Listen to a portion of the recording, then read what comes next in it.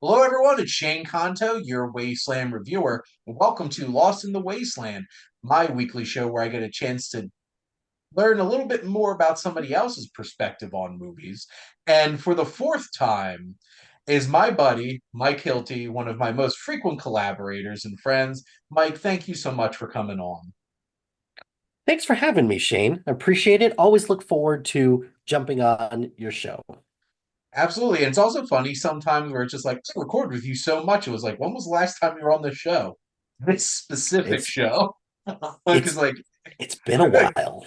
yeah, I'm just like, I only interviewed Mike three times, except I see Mike a lot. We record Pretty pretty frequently at minimum once a frequently. month. Yes, bare minimum. But let's rip that band-aid off, Mike.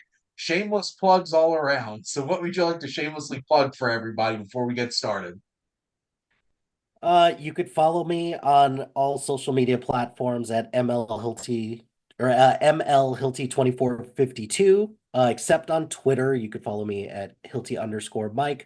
You could follow my podcast network, SPDM Crew, at SPDM Crew at all major podcast networks, where Shane currently hosts like two and a half shows, soon to be three and a half shows. Yeah, Uh, and you could also check out my other podcast, Geeks Speak Louder Than Nerds, with fellow SiftPop writer Nick.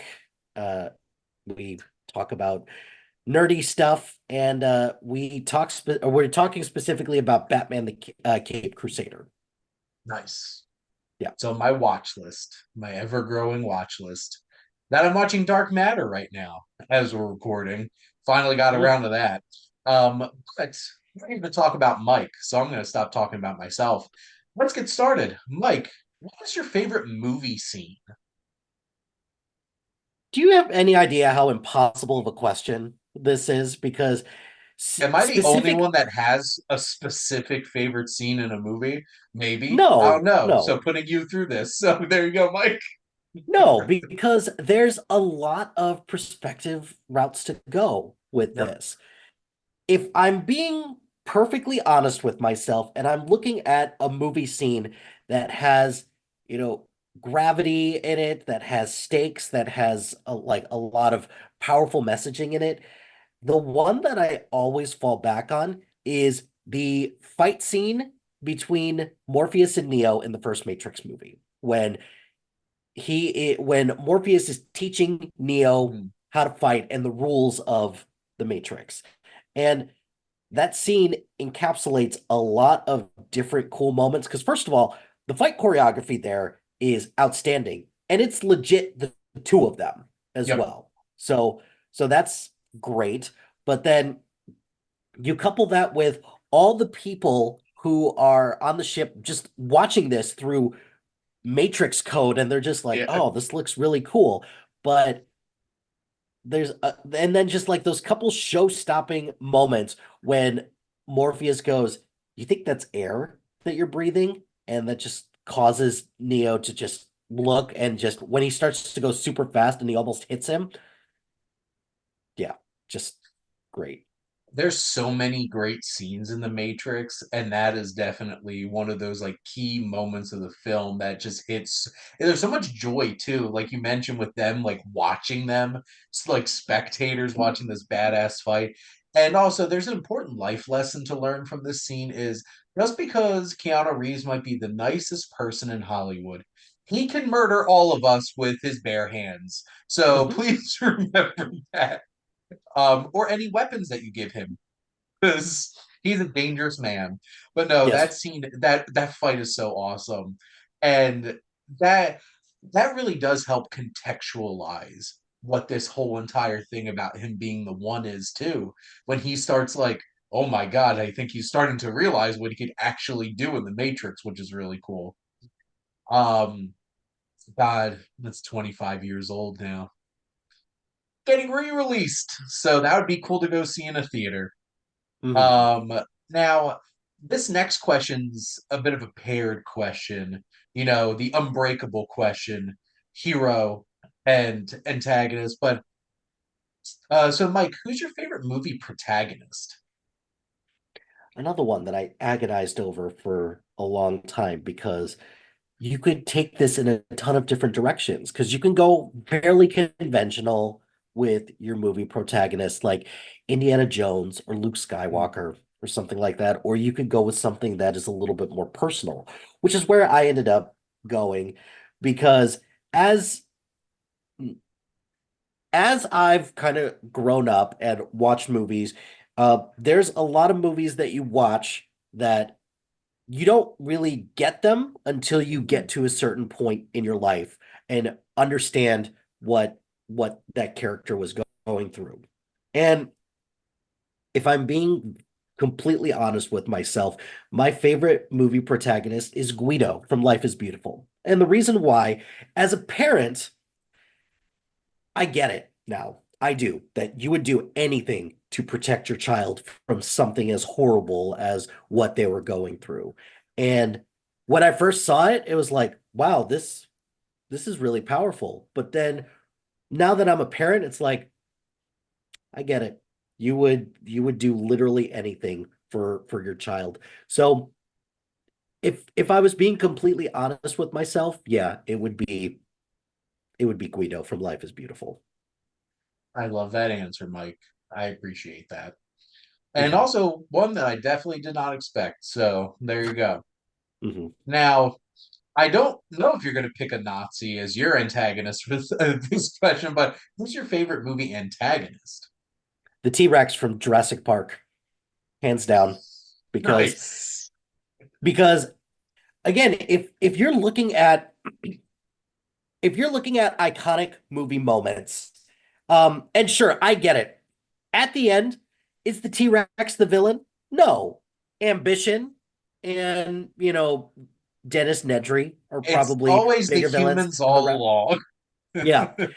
And dare I say, probably the Velociraptors, which make a bigger deal out of that than they probably should. But at first, that scene with the T-Rex, when you don't see it, and then you hear it, you hear the just the stomp and then the water. Mhm. I remember seeing that as a kid, and everybody was terrified. And then when you first see it, it's like, I don't know how Spielberg did it, but he cloned a dinosaur and he brought it to life. Like, I Yes. don't know what he did. I don't know who he sold his soul to do that, but he did it. So I would say the T-Rex. My original answer was a Nazi, but I wanted to try to change it up. And also, the T-Rex, I was legit terrified watching that as a kid because I saw Jurassic Park in theaters. For a while, Jurassic Park was the movie that I saw the most times in theaters, and to this day, it's still one of the greatest movie theater going experiences I've ever had because everybody was just on the edge of their seat, Mhm. and that scene like with the rain and Dr. Grant just being like, don't move, like just trying to give everybody all this advice. Just yeah, I just get chills every time I think about it. You get the chase later, and it's like must go faster, must go faster. And that turned into like an amazing ride idea in the video, like the arcade game, having to drive away from the T-Rex and everything. It's just it's something special. And Hmm. I specifically picked antagonist and not villain because like T-Rex isn't a villain. The T-Rex is a force of nature, but it is an antagonistic force that certainly is getting Hmm. in the way of our human protagonists. Hmm. And maybe a bit more of an agent of chaos by the end because it takes out the raptors too. But like that's the point. The T-Rex is like Godzilla. Hmm. It's an entity we do not want to mess with and Hmm. don't want to, you know, F around and find out. Because Exactly. people did. That lawyer did, and he Oh died on yeah. a toilet. So now let's jump to the end of the movie. Mike, what's your favorite movie ending?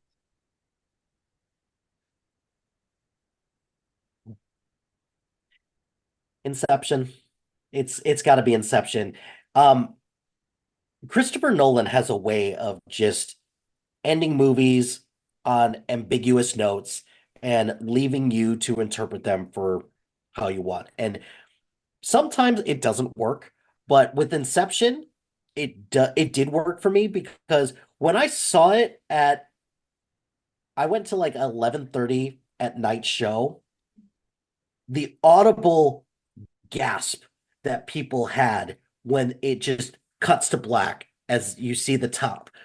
It's it's frustrating. Yes, I'll be the first to admit it is a little frustrating, but that doesn't change the fact also that that is one of the many reasons how Inception has kind of stayed in the cultural zeitgeist Hmm. because, with everything that it had going for it, but that ending just solidified its place in pop culture dumb for years to come. It's Nolan sure enough, like the ending of The Dark Knight gives me goosebumps every time I watch it. When he drives off into that light with Gary Oldman giving Oh, his little speech, oh, that speech is just fantastic. and then the music swelling and cutting into the credits with the music, and it's just like, damn.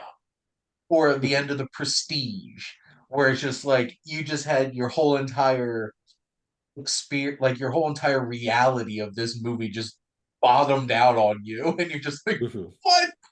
mhm. And Inception's such an interesting case because I feel like the older you get and the more times you watch it and really think about it, you start to realize that the top falling or not doesn't matter Mhm, because Cobb finally came to grips with what he was really struggling with.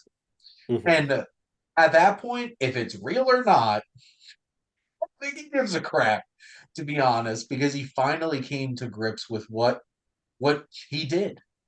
Mhm. And but from just a experiential perspective, that ending and that top spinning, and you're like, did it tremble a little bit? Did it? Did Was it about to it? fall? And yeah. So good. Excellent Mhm. choice. Now, like, what's a film that you wish you could watch in a theater for the first time? There's a lot there's a lot of options to pick, and it's very easy to go with some pretty epic movies. Um, and I'm gonna go ultimately with an epic one because this is a movie that I could have had the opportunity to potentially see because it was re-released recently, but I just didn't get a chance to because time is Yes. tricky to fit stuff in. But I was good. I went with Lawrence of Arabia because Lawrence of Arabia is just one of those epic movies that when you Mm. see it on a small screen, it's fun. Like it's a fantastic movie, but you don't get the same feel and scope of it unless you see it on the big screen.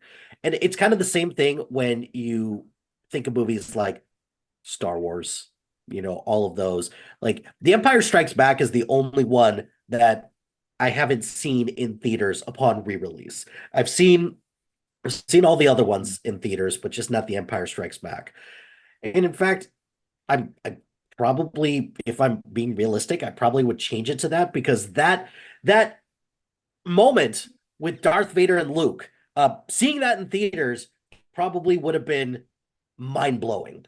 Just Mind like blowing. everybody around you just being like, "Oh, oh no, what is happening?" You have the So same reaction as Luke. It's like, no, it's impossible. just yeah, okay, yeah, I'm changing mine to The Empire Strikes Back because Which also, to the point about Lawrence of Arabia, if I could see the match edit on a big screen for the first time cut into the desert, that would be amazing. And then the shot with Omar Sharif slowly coming into frame in that. So like Lawrence of Arabia was a great choice, but also Mhm. no. I am your father. And just being like, what? What now? And just being like, because I have a similar feeling with The Sixth Sense. Like, can you imagine watching that in the theater for the first time and knowing nothing? I I wish I could did have. I did see the Sixth Sense in theaters, and the you could tell the people who got it instantly, and then some of the people who were like, "Wait, what? What is happening?" And then once it finally like once everybody in the theater gets it, it's like, oh my God. Oh my God. So yeah, that's definitely one to worth being in a theater for a big twist like that. When it hits, yeah, that's I definitely feel good. like the closest I've had to seeing Empire in a theater for the first time and experiencing that without knowing what's going to happen is probably Infinity War, Mhm. where you just get to the end of the movie and you're just like devastated and you're just like, no, Oh, they can't do yeah. that. Hmm. Like, Hmm. I just remembered my theater. It was the quietest I've ever seen a whole group of people like that at the end of a movie. Hmm. And I remember my buddy John just like grabbing me because I was just sitting there like with my mouth open, making no noise. He's like, say something. Hmm. It's like John's a movie talker. It's like that kind of experience. But no, Empire Strikes Back, that's a great choice. But also give some love to Lawrence of Arabia for your original pick too. Now, Hmm. this is interesting because like I watch a ton of documentaries. I know a lot of people don't watch a ton of documentaries. But Mike, what's a subject matter that you would love to see get a documentary treatment? There's a couple things, but I think the one that I kind of would like to see, but I think also we're never going to see. I do want to see the documentary on how Heath Ledger became the Joker and the whole thing with that. Like I special features and all of that, like whatever, that's fine. I would have loved to have like had Heath Ledger sit down and go through his thought process and how that, I mean, dare I say, ultimately led to, like, didn't cause it, but was one of the many contributing factors that probably unfortunately led to his death. So I I'm a huge Heath Ledger fan as it is. I was a big Heath Ledger fan before he was cast as the Joker. I'm a 10 Things I Hate About You apologist through and through. I love that movie. But Mm. the the choices that he made and the just thought process of everything that he did from a method acting standpoint to get him to where he got to be the Joker because I don't I think people look at that situation as not only a textbook case of somebody who just went all in for a role, but also a bit of a cautionary tale as well. It's like don't get too lost in a character, especially one that you're I don't want to say not prepared for because he definitely was, but he Is a dark place, for sure. it was a dark place, and then just it couples with the fact that Christopher Nolan said he cast Heath Ledger as the Joker because he was fearless. And let's see how fearless he was once he finally like dove in and like trapped himself in that hotel room to try to get him to where he needed to be. That would be like I'm like on levels of like Amy level sad documentary. That would Hmm. be, but that would be fascinating if there were ever like a video diary he made of that whole Yeah. experience. That would be haunting to watch for sure. Hmm. Haunting for Hmm. sure. Yeah. Yep, that would be heavy for sure. Hmm. Now, the next couple of questions are a little bit up Mike's alley here because these are TV questions. So, Mhm. Mike, what's your favorite television show? My favorite television show is The Americans, and I love that show because it's a great blend of action, drama. The spy work in this is great. It's a thriller. This to me, this is how you do 80s nostalgia well, too. Like it's not too in your face. They just lived during the 80s. And Yeah. also, this has one of the great series finales of all time. It's not my next answer, but Mhm. I think the it pays off literally everything that you could have ever wanted with the final episode, with everything that it's been building towards for 5 seasons. Um, and it was a show that I watched during COVID, and I couldn't put it down. I just blasted through all of those Mhm. episodes, and I was shocked at how much I loved it because I wasn't expecting it. I knew it was good. I knew that a lot of people really enjoyed it, but I didn't think I was going to enjoy it as much as I thought that I would. That might be one of the best TV experiences I've ever had going back and checking out a show that I missed. Mhm. Because I never watched The Americans live either. And rewatching, like watching that through and just being like, this is great television. And this was like, because when did The Americans run? Like, was it around the same time as like Breaking Bad, or was it tail end of Breaking Bad? Something like Because that. like it's that's when like peak television started happening, and this was an FX show, right? Yep, it sure was. FX is the unsung hero of television because Sure is. they sneakily just have some of the best television out there, and I don't feel like get talked enough about. They But definitely that don't. show is great. Terry Russell, Matthew Reese, Mhm. um, just the cast is so good.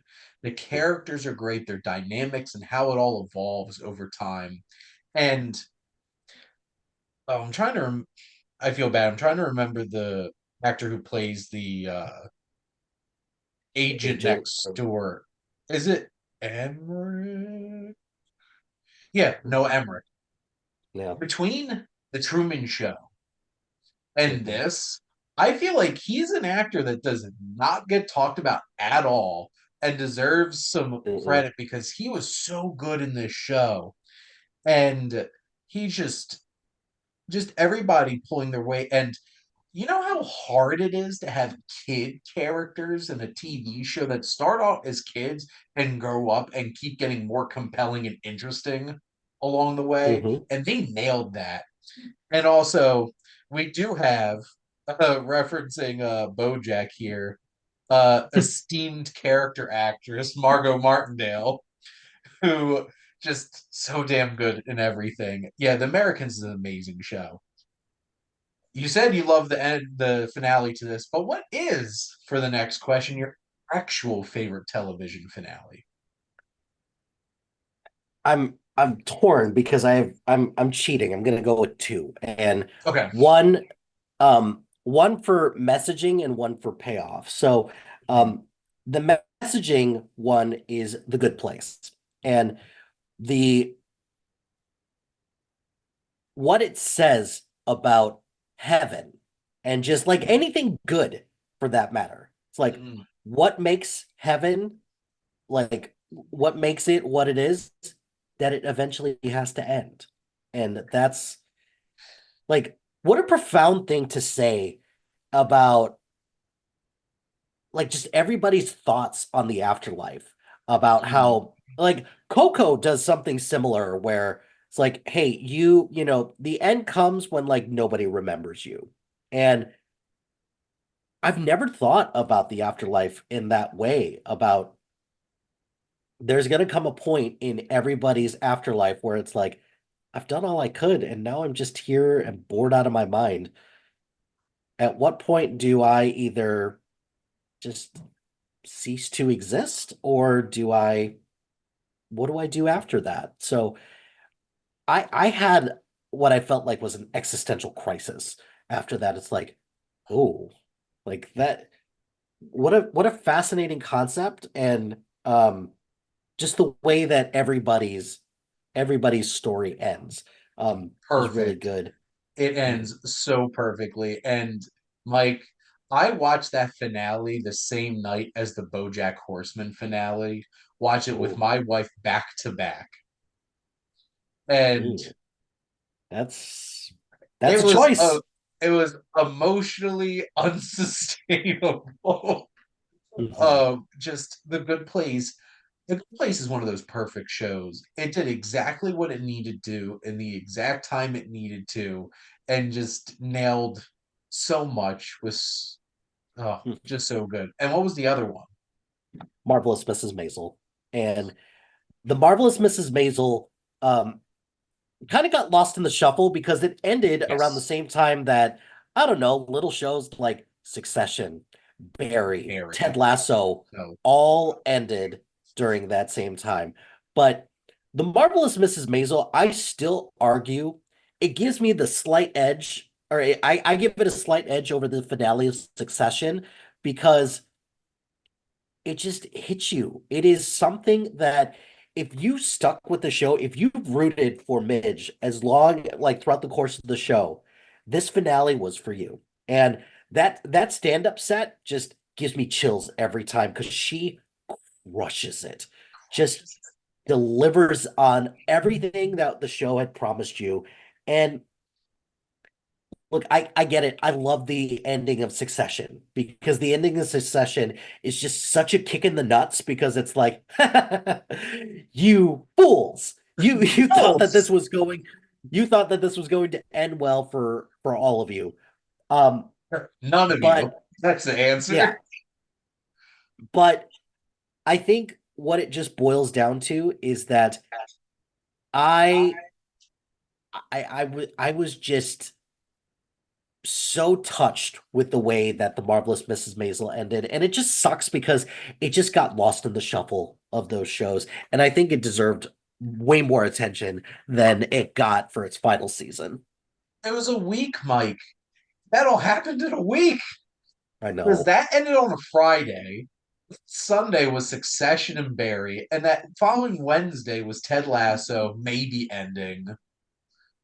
At least it's the Ted La ending for Ted Lasso. Ted Lasso Um, proper ends, yes. but then yeah, I'll unabashedly say Marvel's Mrs. Maisel had the best finale for me. Easy. And Rachel Brosnahan is going to kill it as Lois Lane.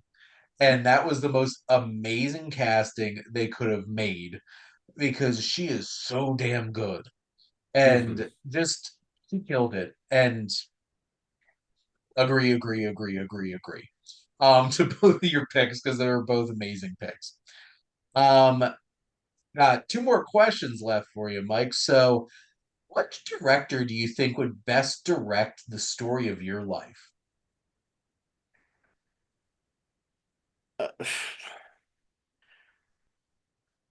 because there's two sides of this. Like, who do I want to direct it, and who do I think would do best?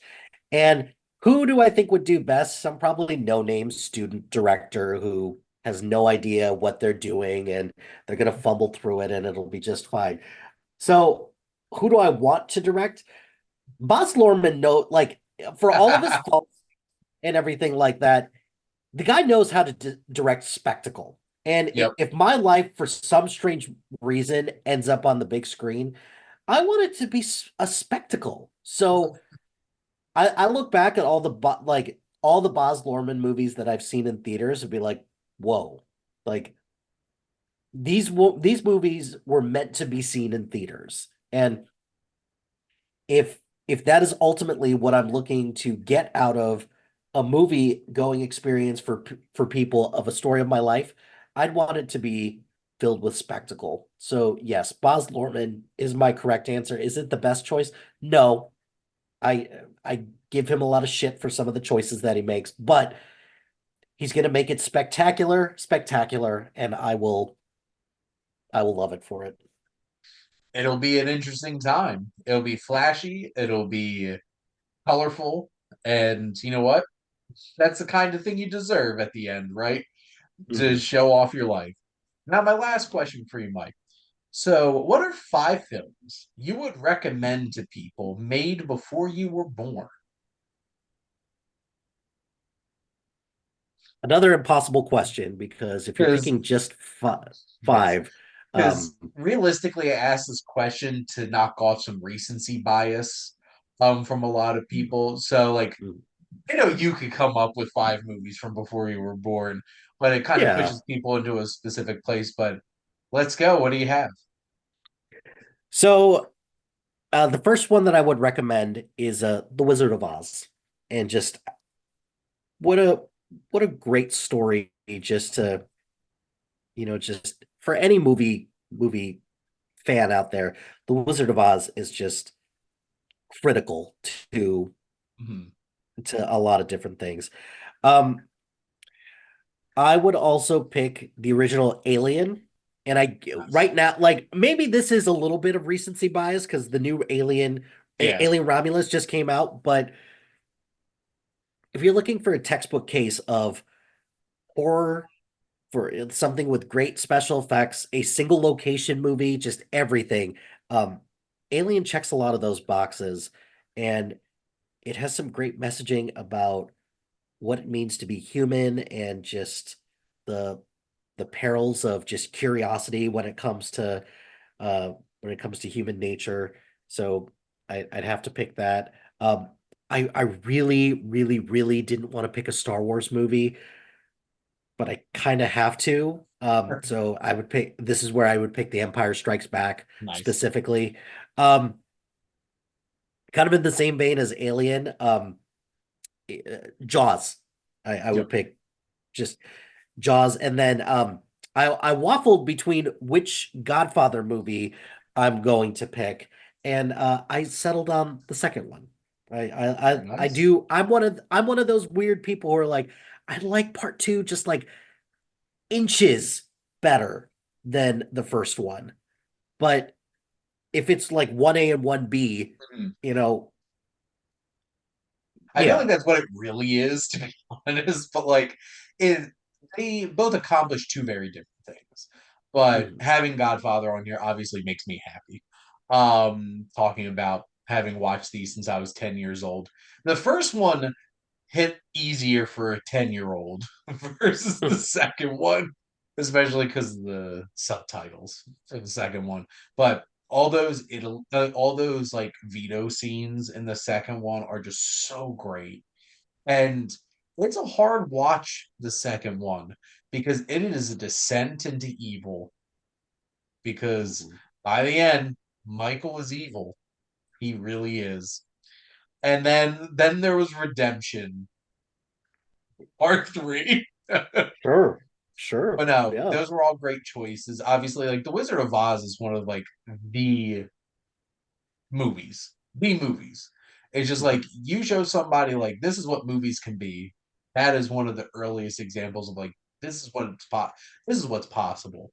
Very interesting. He picked a decent amount of 70s movies too there because that decade, banger after banger after banger. In the immortal I, words of Jameis, mhm. banger after banger. Well, Mike, thank you so much for partaking. And how I like to wrap up my show is always having my guests ask me a question. So, what would you like to ask the Wasteland Reviewer?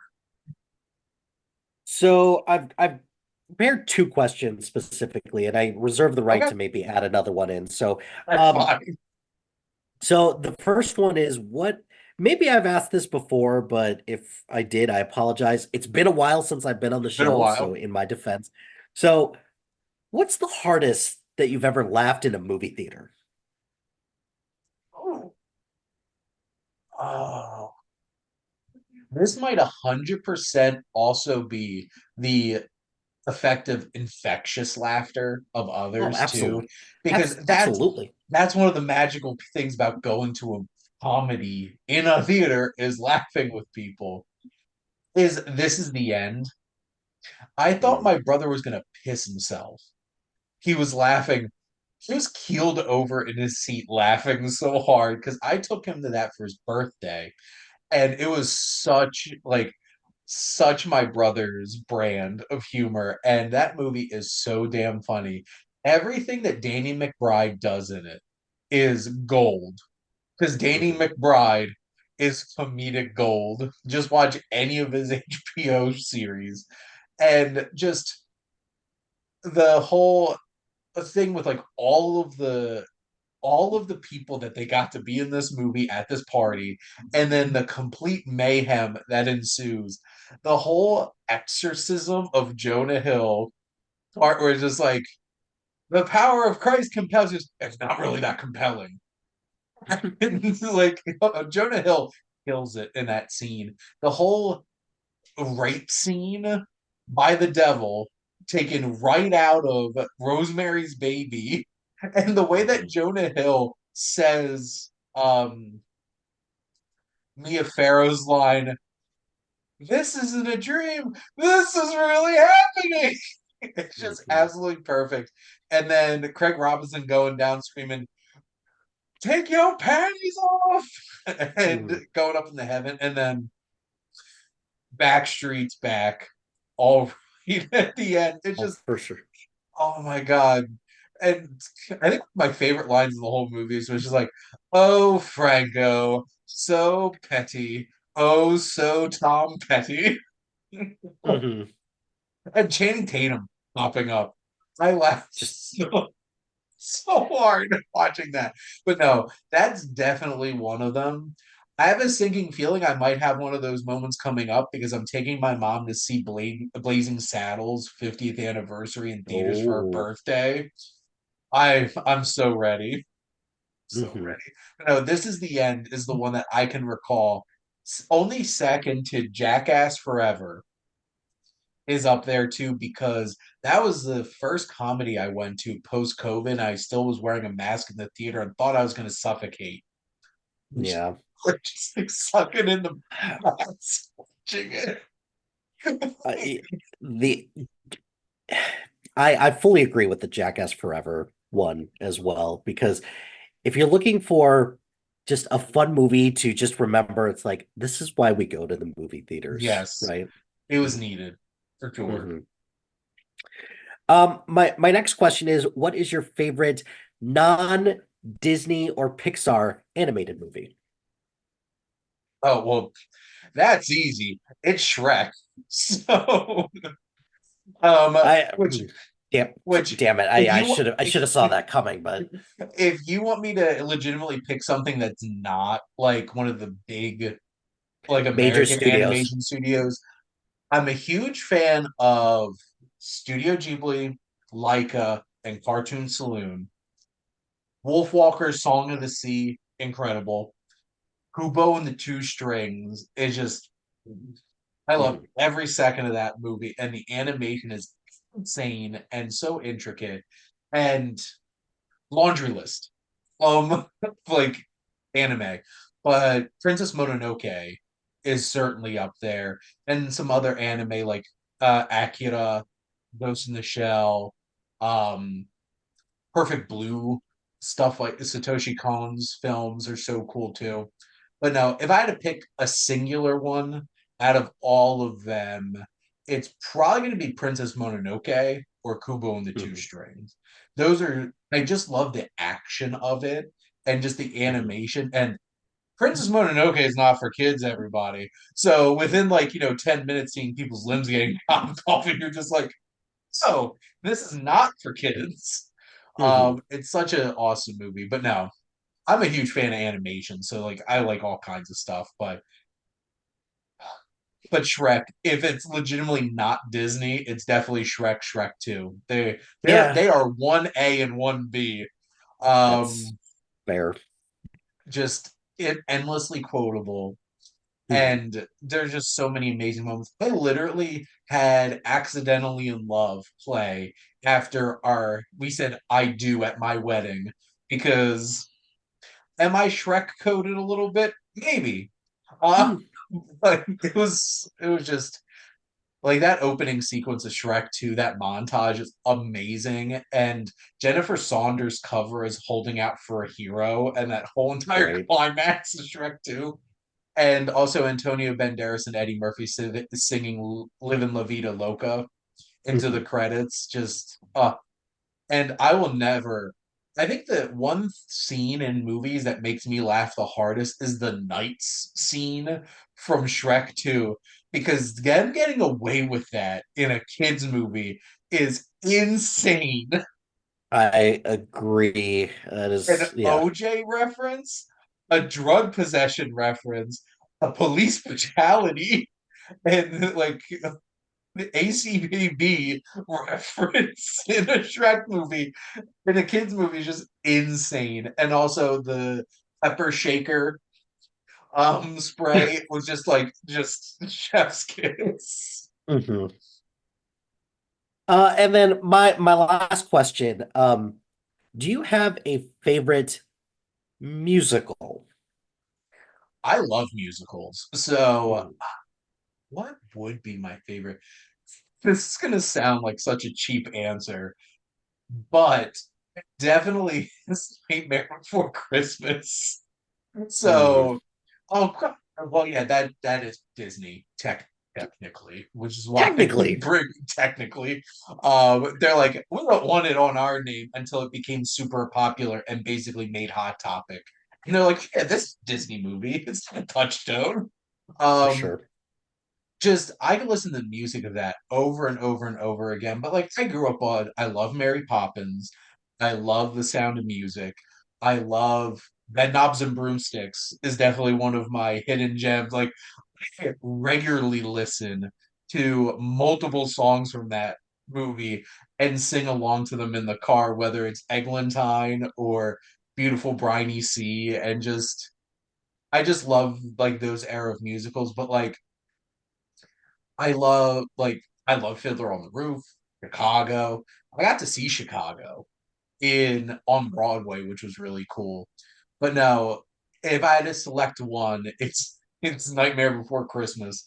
For sure, I know every single one of those songs from start to finish, and it's like a lean hour and 15 minutes.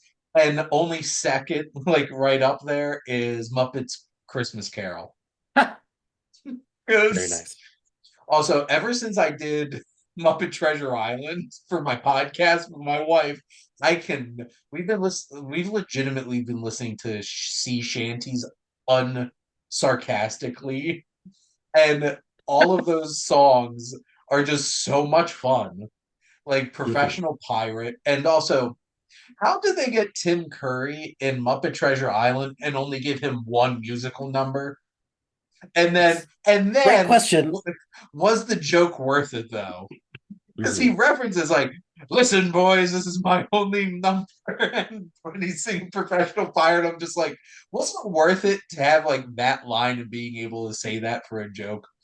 But no, there's a kid at heart here that I grew up Mhm. with some of these, and yeah, is Muppet Christmas Carol the greatest Christmas Carol adaptation? Yes, Yes. that's Yes. without question. Unabashedly, the answer is yes. Yes.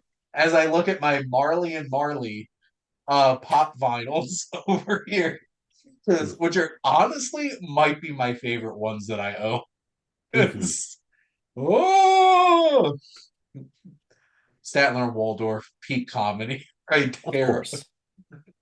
But Um, those are some great questions, Mike. Did you have any more? no, no, we'll just leave it at those.